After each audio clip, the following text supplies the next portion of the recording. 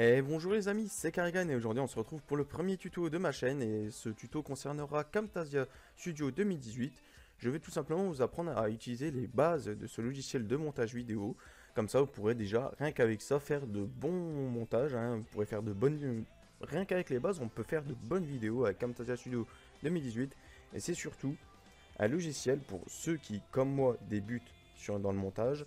Eh ben, c'est un logiciel facile à prendre en main comparé par exemple à Sony Vegas Pro qui est déjà un peu plus compliqué à manier pour ce qui est des gens qui débutent dans les vidéos. Donc mon Camtasia Studio est déjà ouvert, voilà, il est là, il est tout beau, il est magnifique. Donc je vais vous apprendre déjà à importer un élément multimédia. Donc normalement quand vous allez ouvrir Camtasia Studio, vous allez tomber là-dessus. Ça va être exactement pareil. Et du coup, vous allez, pour importer un élément multimédia, comme c'est écrit ici, vous cliquez sur ce rectangle vert. Ensuite, vous arrivez dans vos documents. Donc, vous allez certainement arriver, par exemple, ici. Il me semble que vous arrivez ici, ou alors certainement dans le document que vous êtes allé le plus récemment, ou par exemple dans les documents. Vous allez ensuite à l'endroit où vous avez, je sais pas, une image ou une vidéo que vous souhaitez modifier. Donc là, vous allez par exemple dans... Moi, par exemple, je vais dans Documents, je vais dans Intro YouTube, et je vais prendre mon intro YouTube. Voilà. Donc elle est là. Elle est juste ici, et pour l'instant, elle attend... Elle n'est pas encore modifiable, là, elle attend tout simplement... on va dire que, voilà. On va dire que ici, c'est comme une file d'attente, en fait. Ce qu'un rectangle là, c'est votre file d'attente. Ensuite, si vous voulez mettre autre chose dans ce rectangle, dans cette file d'attente, on va dire, vous faites soit clic droit et importer un élément multimédia à nouveau, soit vous faites le petit plus ici et vous cliquez aussi sur importer un élément multimédia. Et vous arrivez exactement au même endroit, au dernier endroit où vous avez importé quelque chose, et du coup vous cherchez dans vos fichiers ce que vous voulez trouver. Donc par exemple, on va prendre l'épisode 1. On va juste prendre ce qu'il y a de... Non, l'épisode 2 plutôt, voilà. L'épisode 2, il me semble qu'il est mieux. Hop, voilà, l'épisode 2. On va prendre juste le jeu en lui-même, on va pas prendre ma voix. Donc voilà, donc là, vous avez vos deux éléments qui sont en file d'attente. Pour ce qui est des images, c'est exactement pareil. Par exemple, hop, je prends image, je vais dans, par exemple, là-dedans, et je vais prendre, par exemple, voilà, cette image-là. Vous mettez ouvrir, et voilà, elle est ici. Elle est aussi dans la file d'attente. Ensuite, vous voulez les modifier évidemment. Si vous sont là, c'est que vous voulez forcément soit les fusionner, soit les modifier. Donc là, ce que vous allez faire, c'est cliquer sur un des éléments que vous voulez modifier, et restez cliqué avec la souris et vous allez le glisser dans la piste 1. Voilà, donc cette fois-ci, votre vidéo est ici et elle est prête à être modifiée. Donc je vais mettre les trois. Je vais mettre les trois. Hop, voilà, les trois, c'est pareil. Hop, voilà, vous cliquez dessus et vous faites glisser et voilà votre image, votre vidéo, même votre musique, ça marche aussi. Vous pouvez importer une musique. Il me semble que j'en ai une qui traîne sur mon bureau. Voilà, Nyan 4. Hop, voilà, ouvrir une musique. Voilà, ça ressemblera à ça et hop, vous pouvez la mettre. Ensuite, je vais vous montrer les annotations. Donc les annotations, qu'est-ce que c'est? C'est-à-dire faire des petites bulles de texte en fait, tout simplement. Alors celui que j'utilise le plus souvent, c'est celui-là.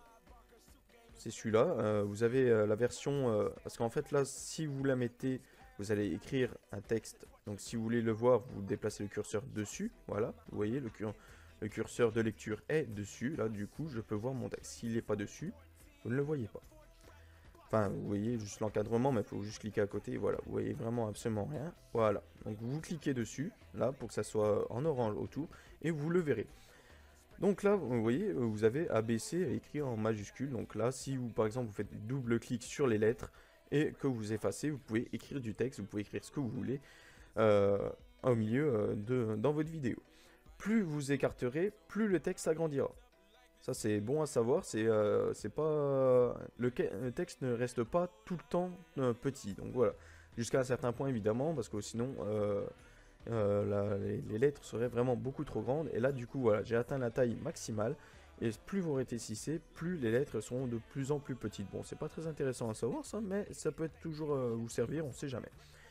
Donc voilà, là vous avez votre texte qui est en plein milieu, vous pouvez le déplacer, il n'y a pas de problème, hop, voilà. Vous pouvez le mettre là, le mettre là, le mettre là, vous pouvez le mettre où vous voulez. Voilà, donc ensuite vous avez, bah là, et c'est vrai que j'ai oublié de préciser ça, merde. Vous avez la même chose. Ça en fait, ceci est la même chose que ceci, sauf que les lettres sont de base plus petites. Ça écrit pas en gros comme ça. Bon, c'est pas forcément très utile, mais bon. Ça c'est la version en fait avec un encadré blanc. Voilà, je vais le mettre. Hop, voilà. Vous avez un encadré blanc qui est devant. Bon, c'est pas génial parce que ça cache de la vidéo. Moi, je trouve ça pas génial. D'ailleurs, je vais l'enlever directement. Hop, voilà. Ah oui, c'est vrai, il y a un effet dessus. Tac, supprimer. Voilà. Ensuite, vous avez la même chose. En fait, c'est tout le temps la même chose, hein. C'est tout le temps le même principe. C'est pour écrire du texte, sauf que voilà, vous avez sous forme de bulles de pan, comme si vous pensez à quelque chose. Voilà, vous l'avez là. Hop, vous pouvez double-cliquer sur les lettres et vous mettez à écrire dans la bulle.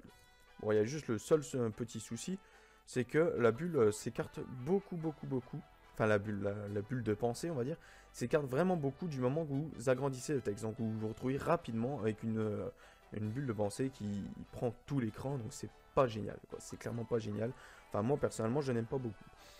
Donc, du coup, je prends toujours celui-ci. Et là, c'est le même principe, hein. Pour cela, avec la flèche, etc., c'est toujours le même principe. Vous avez ensuite les flèches, hein. Toujours le même principe. Vous glissez... oh non, attendez, je vais prendre celle-là, elle est plus jolie. Vous prenez celle-ci, hop, vous la mettez ici, voilà, la petite flèche, elle est là, et vous pouvez la déplacer comme vous voulez. Il me semble pas qu'on puisse, par contre, la grossir. Donc, si vous voulez... je viens de dire une bêtise, je viens juste de découvrir. Vous voyez, ce tuto me sert aussi, hein, parce que je viens juste de découvrir, justement, comment on fait. C'est tout simplement là, en fait. Voilà. Épaisseur. Vous bougez le curseur comme ça de l'épaisseur et voilà vous avez une flèche qui est beaucoup plus grosse et en plus de ça je la trouve plutôt jolie comme ça avec des petits pointillés que évidemment vous pouvez changer, vous pouvez faire soit une ligne soit comment dire des petits tirets, soit vous pouvez rester avec les pointillés. Pareil pour les flèches, vous pouvez changer aussi, hein. Vous pouvez remettre des traits tout simples, des traits avec le bout arrondi, une flèche avec un bout qui fait carré, du coup ça fait une flèche un peu bizarre, et un trait avec un point au bout. C'est comme vous voulez, et vous pouvez évidemment changer aussi la couleur. C'est, maintenant que j'y pense, c'est exactement le même principe pour ça, hein. Vous pouvez aussi changer la couleur, le style, etc. Tout ça là-dedans, hein. Si vous voulez bidouiller, etc., allez-y, hein. Franchement, ça paye pas de mal, et en plus de ça, vous pouvez peut-être découvrir des choses que moi, je n'ai encore jamais découvert. Parce que, contrairement à ce qu'on pourrait croire, les flèches, c'est pas ce que j'utilise le plus. Là, c'est la même chose. Donc, vous avez exactement la même chose, mais en version avec tout simplement avec des rectangles, des formes, quoi, tout simplement. Ensuite, vous avez l'endroit que j'utilise assez souvent encore, que j'utilise quand même assez souvent parce que c'est vachement utile. Vous avez des effets de flou, par exemple, qui est très utile. Hop, vous voyez, vous écartez tout ça, et voilà, tout est flou. Voilà. Tout est flou maintenant dans mon écran. Et là, vous vous dites, mais c'est beaucoup trop flou. Donc là, si vous avez fait la même bêtise que moi, vous avez cliqué à côté, c'est plus sélectionné, zut, encadré a disparu. Vous resélectionnez. Et là, je viens de mettre un marque 1, mais c'est pas du tout ce que je voulais faire. Voilà. Hop, voilà, vous resélectionnez, et du coup, l'intensité, là, vous le bougez, et du coup, voilà, ce sera de moins en moins flou, suivant comment vous l'aurez mis. Vous voyez, hop, on va mettre comme ça, voilà. Comme ça, sur cette petite distance, voilà. Tout ça, ça devient flou. Voilà. Ensuite, qu'est-ce que je... Ah oui, voilà. J'étais en train de me dire où c'est que j'en suis. Donc là, c'est le projecteur. Donc le projecteur est pas forcément des plus utiles. C'est juste pour vous faire en sorte que dans la vidéo, la personne qui regarde se focalise que sur un élément.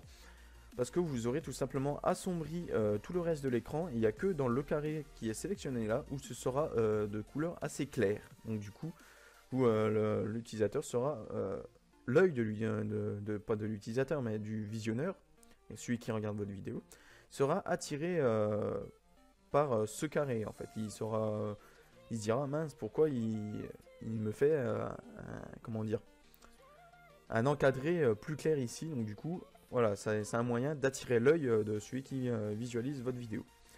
Ensuite, ceci est franchement pas utile, je vous le dis direct, hein. Franchement c'est vraiment pas utile. Ensuite, vous avez le pixelisation. Pixelisation est un outil si vous voulez par exemple s'il y a quelque chose dans une vidéo. Par exemple, imaginez, vous êtes en facecam Et là, sur le coup, vous prenez un objet que vous posez à côté de vous, qui apparaît du coup à la facecam. Et par exemple, c'est une bouteille de coca. Là, vous dites, mince, placement de produit. Là, je vais me faire baiser. Je vais me faire totalement baiser. Si je fais un placement de produit maintenant, alors que je commence seulement, là, ceux dans les commentaires, je vais me faire arracher, clairement. Et bien, par exemple, ceci est un placement de produit, cet objet. Soit vous mettez du flou dessus, et du coup, on ne le verra pas du tout. Soit vous mettez encore mieux du pixelisation. Et là, on le verra, mais vraiment absolument pas. On ne reconnaîtra absolument pas l'objet. Pareil, l'intensité peut être réglée. Bon, moi, généralement, je m'en utilise jamais, donc du coup, j'y ai jamais touché. Donc, du coup, c'est tout le temps en paramètre par défaut. Mais du coup, voilà, la pixelisation. Je vais y arriver. Hein. Pixelisation, voilà. Et t'as un atout qui peut être très utile au cas où si vous faites une boulette dans votre vidéo et que vous êtes en facecam. Bon, après, si vous êtes en direct en facecam, là, je peux rien pour vous. Donc ensuite, voilà, donc nous avons la pixelisation, je vais la laisser là, elle est bien. Voilà, elle est bien. Ensuite, nous avons les transitions.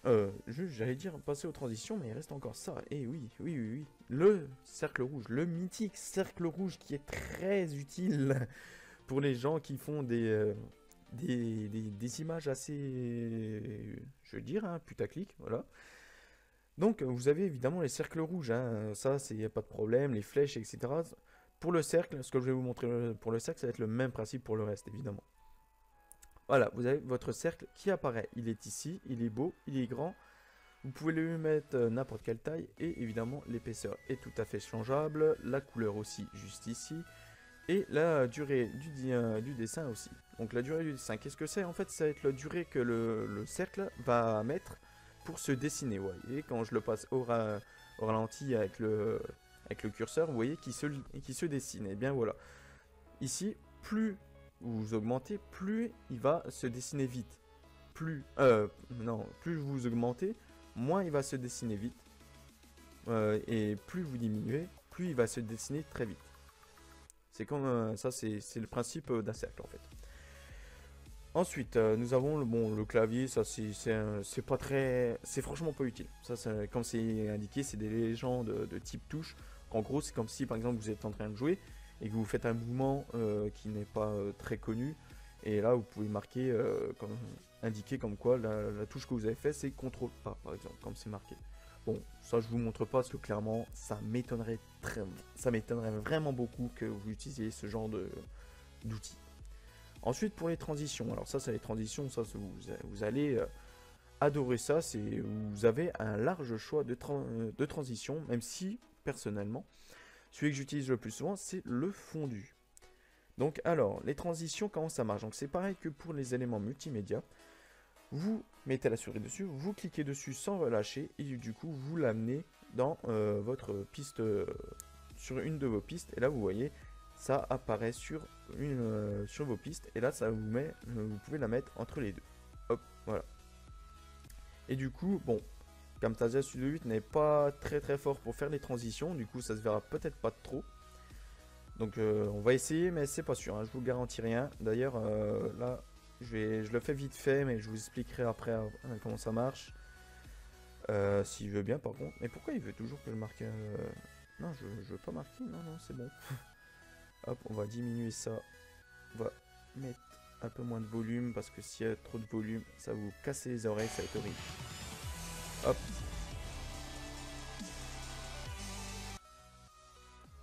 Hop, attention. Je viens de me rendre compte que celui-là, je l'avais pas baissé. Hop, voilà. Ah, vous voyez, Camtasia Studio 8 n'est pas très fort pour faire les transitions. Du coup, on les voit pas vraiment les transitions, mais vous inquiétez pas. Hein, au rendu, vous verrez les transitions, comment ça va donner. Il n'y a pas de problème. Hein. Vous savez que ça va faire un fondu. Ça vous donne même un exemple. Si vous restez la souris sur la transition en question, vous voyez ce que ça fait exactement. Ça vous fait un fondu. En fait, votre image apparaîtra juste derrière, comme si elle apparaissait, comment dire, par magie au ralenti avec un effet fondu quoi. Je peux pas vraiment vous expliquer mieux que ça. Donc voilà, toutes les transitions ça marche pareil. Hein. Hop, vous prenez par exemple celle-ci, vous les mettez devant une image. Si l'image est assez petite, vous pourrez mettre de chaque côté. Si l'image est beaucoup trop grande ou la vidéo est beaucoup trop grande, il va falloir que vous alliez de l'autre bout de la vidéo. Ça prend du temps.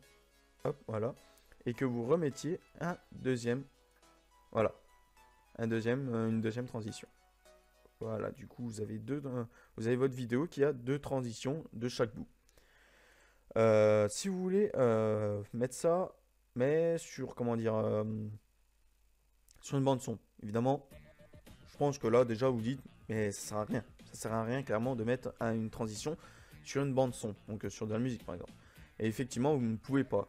Je préfère préciser ça, on ne sait jamais, hein, après tout. Ensuite, pour ce qui est des transitions, vous pouvez les mettre absolument sur n'importe quoi. Tout élément qui peut se déplacer sur tout élément que vous rajoutez qui peut se déplacer sur votre écran de vidéo peut avoir une transition. Ça, il n'y a pas de souci. Il n'y a pas de souci, vous pouvez mettre une transition dessus. Pour ce qui est de les enlever, c'est simple. Vous mettez dessus, clic droit, supprimer. Et voilà. Pareil pour ce qui est de ceux qui se mettent entre deux vidéos. Hop, vous pouvez mettre supprimer et voilà, la transition est partie. Ensuite, le comportement. Ça, c'est en fait des transitions pour texte, mais qui peut aussi fonctionner pour image. Et en plus de ça, ça peut faire plus joli. Ça dépend de l'image après. Par exemple, je vais supprimer par exemple la transition sur celle-là.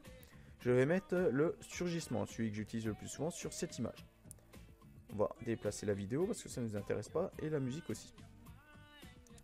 Voilà, donc vous allez, on a mon intro et du coup l'image voilà apparaît comme ça et se met encore à bouger tout ça etc. entre temps. Bon, ma foi pourquoi pas. Franchement c'est un effet qui est plutôt pas mal pour les textes. Ça peut faire un peu d'animation alors comparé au simple fondu qui est quand même très classique. Ensuite, avec le texte, ça peut être pareil. Hein. Vous avez le texte qui est ici. Hop, voilà. Oups là, ça c'est pas prévu. Hop, hop, hop, hop, hop. Reviens voir ton petit copain. Non, j'ai dit reviens voir ton petit copain. Voilà. Hop. Donc du coup, le texte, il est là. Voilà. Et du coup, on va mettre un surgissement dessus. Et du coup, mon texte va surgir.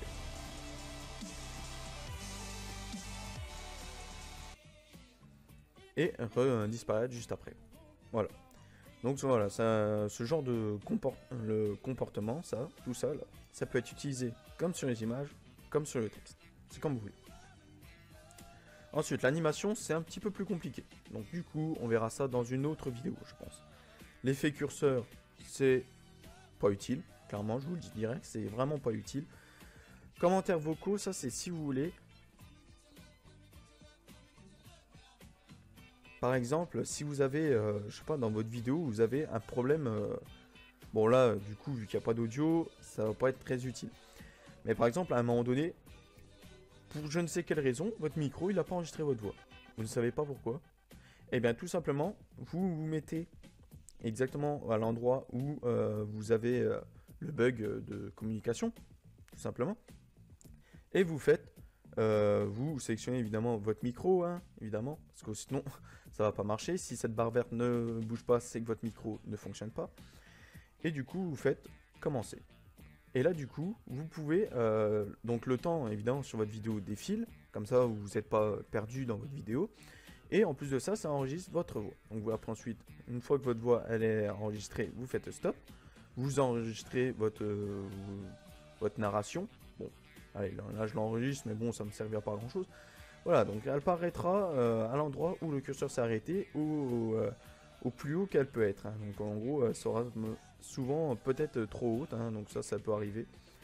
Donc là, vous la prenez, vous forcez la piste, vous forcez la piste pour qu'elle arrive comment dire, en dessous en fait, parce que vous allez commencer à, vous restez en fait, voilà, vous mettez dessus et vous cliquez dessus, vous restez cliqué dessus et vous allez en fait forcer pour qu'elle descende.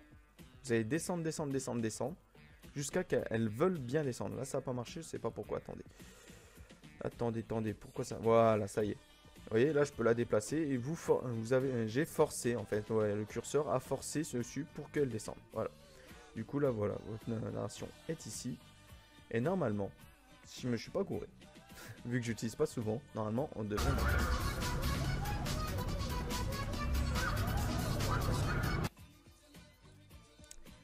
Et ça n'a pas marché, c'est un échec très cuisant. Pourquoi ça n'a pas marché? Bonne question. Attendez, je vais enlever ça. C'est bizarre. Bon, après...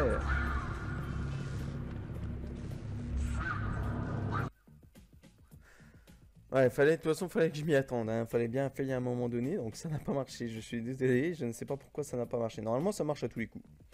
Je l'ai déjà utilisé une fois, donc son coupé durant l'enregistrement. Ah, d'accord, j'ai oublié de décocher ça. Ah, je suis bête. Ah, que je suis bête. J'ai oublié de décocher ça, du coup, on m'entend pas. Bon, bref. Au moins, je vous ai montré comment on l'utilise. C'est déjà le principal. Donc, ouais, donc faut pas oublier de décocher ça parce que sinon, ça ne marche pas. Je suis un peu débile, c'est clair et net. D'abord, oublié de tout simplement avoir oublié de décocher ça. Bref, on va passer à l'effet audio. Donc, l'effet audio, c'est plus ou moins utile. Je vous le dis direct, c'est plus ou moins utile. La suppression de bruit est clairement pas utile. Je vous le dis direct, parce qu'en fait, ça va tout simplement juste baisser le volume. C'est tout. Ça va juste baisser le volume de votre voix ou du son de votre jeu, voire même parfois le rendre très... Comment dire? Ça va pas être bon à écouter en fait.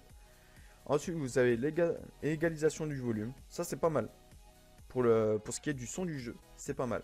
Après, pour ce qui est de votre voix, je vous le conseille pas. Parce que du coup, les moindres bruits de fond que vous allez avoir sera, comment dire, bah, ça va l'égaliser avec le son de votre voix. Donc du coup, le bruit de fond qui est assez désagréable généralement, va être au même volume que votre voix. Donc du coup, ça va beaucoup s'entendre.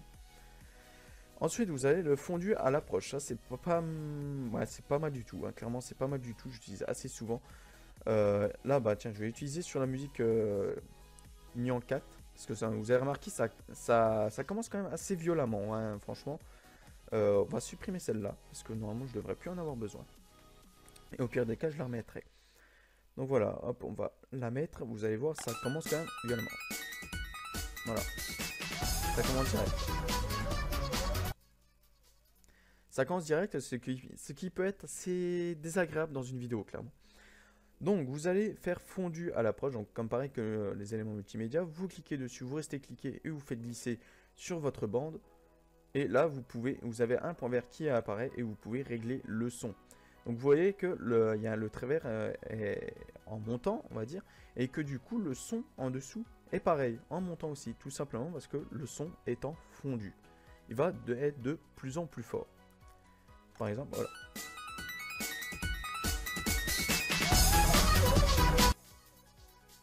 Ça ne s'entend pas trop sur celle-là. Attendez, on va faire en sorte que ça s'approche beaucoup plus. Là, ça va être vraiment très long à augmenter. Je pense que ça se verrait beaucoup mieux. Ah, hop, baisser un peu plus le son. Voilà. Je pense que ça s'entendra beaucoup plus là.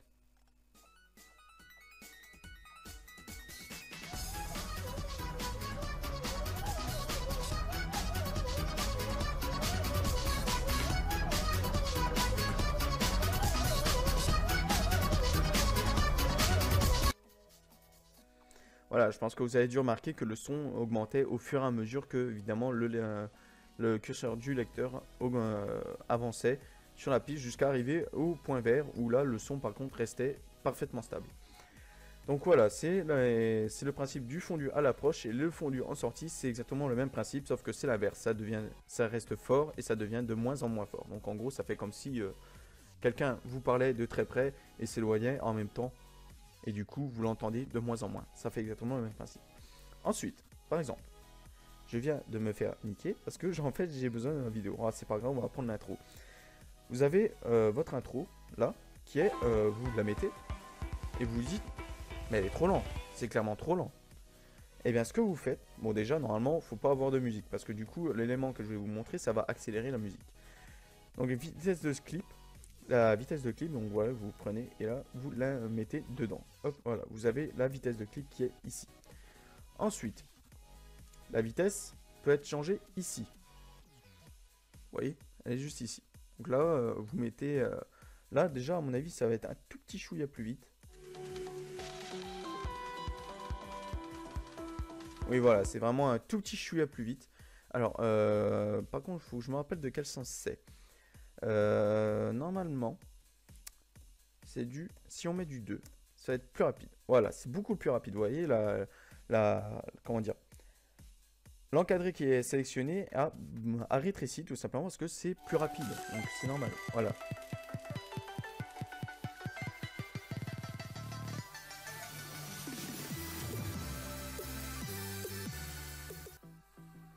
Donc voilà, je pense que vous avez compris le principe quand je vous ai dit qu'il ne faut pas mettre de musique avant de faire cet effet-là. C'est tout simplement parce que là, du coup, ça accélère aussi la musique.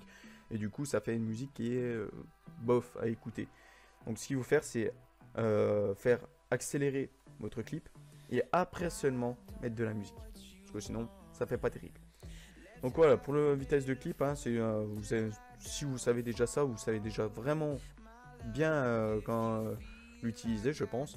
Après, vous pouvez étendre cette vitesse-là sur, par exemple, plusieurs secondes. Bon, c'est pas forcément très utile parce que généralement, vous allez la vitesse de clip, vous aurez sélectionné, par exemple, hein, vous aurez fait une sélection de quel élément vous voulez accélérer, par exemple.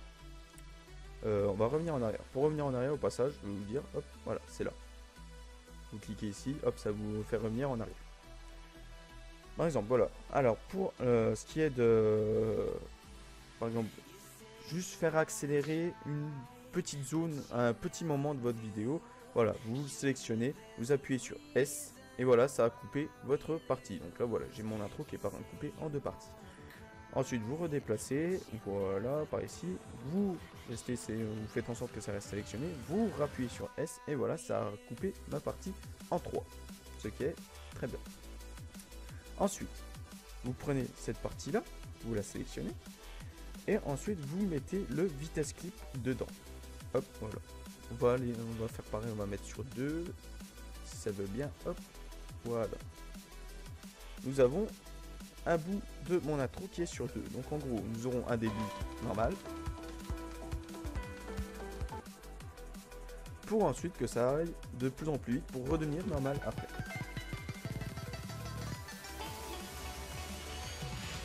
Voilà.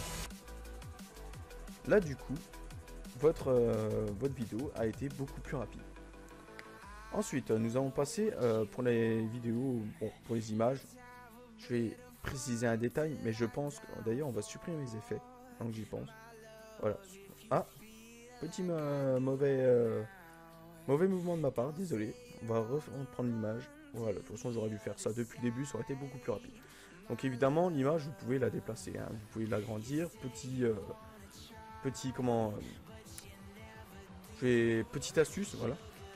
Si vous appuyez sur Mage, vous allez pouvoir la déformer. Si vous appuyez pas sur Mage, vous ne pouvez pas la déformer.